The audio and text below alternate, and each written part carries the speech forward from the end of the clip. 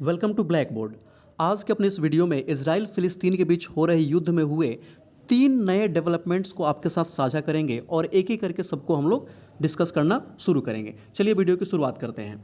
सबसे पहला देख सकते हैं कि यूएन का ये न्यूज़ आउटलेट है जहां लिखा गया है Gaza crisis general assembly adopts resolution calling for humanitarian truce civilian protection. जी हाँ, हुआ क्या था कि आज से एक आध दिन पहले यूएन जीए ने जनरल असेंबली ने एक रेजोल्यूशन पेश किया गया जिसमें गाज़ा के लोगों को मानवीय तौर पर सहायता पहुंचाने और ह्यूमन कॉरिडोर को विकसित करने की बात करी गई थी, जिसको एक तरीके से ऐसे समझ सकते हैं कि गाज़ा यानी फ़िलिस्तीन के समर्थन में बताया गया था और इजराइल इसका धुर विरोधी था, इसका बिल्कुल इसको कह सकते हैं काउंटर करने की कोशिश कर रहा था।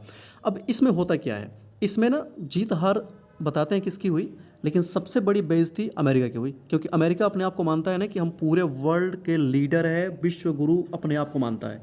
ऐसे में अमेरिकन पक्ष का हारना ये दिखाता है कि अब जो जियोपॉलिटिकल इक्वेशन है वो कहीं ना कहीं चेंज हो रहे हैं। आप देख सकते हैं कि ये मीटिंग का पूरा यहाँ पे एक इमेज इंसर्ट किया गया है। इसमें देखिए हुआ क्या, टोटल 120 ऐसे कंट्रीज़ थे, 120 ऐसे देश हैं जिन्होंने गाज़ा के समर्थन में वोट किया है, उनके पक्ष में वोट किया है। ये गाज़ा की अपने आप में बहुत बड़ी जीत है, आप कह सकते हैं।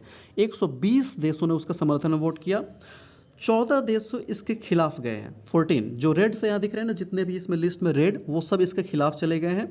जैसे कि पपुआ न्यू गिनी है, इसके अलावा ऑस्ट्रेलिया है, फिजी है, ये सब जो देश है, इजराइल खुद भी है, हंगरी है, ग्वाटेमाला है, और यूएस खुद भी है, उरुग्वे है, ये सभी देश इसमें फ़िलिस्तीन के खिलाफ चले गए। मतलब टोटल ले दे के 14 देश ही थे जो इसके अगेंस्ट थे, और फेवर में जितने ग्रीन वाले हैं सब फेवर में, 120 देश इसके पक्ष में गए।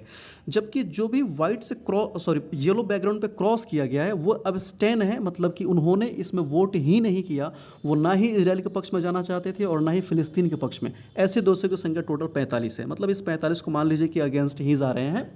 और स्थिति ये है कि इन 45 जो अब्सटेन कंट्रीज़ हैं उसमें अपना इंडिया भी है। मतलब भारत ने ना वोट ही नहीं किया, मतलब ना ही इजराइल के पक्ष में जा रहे हैं ना ही गाज़ा के पक्ष में जा रहे हैं। हम वोट ही नहीं करेंगे, हम चुपचाप चल देते हैं। इस स्टांस को इंडिया ने यहाँ यूज़ किया है। मुझे नहीं पता कि ये कितना सही है कितना गलत है, क्योंकि एक हिसाब से अगर दो जगह दो पार्टी में युद्ध हो रहा है तो किसी एक के समर्थन में रहना पड़ेगा। सत्य असत्य में सत्य को हमेशा चुनना पड़ता है।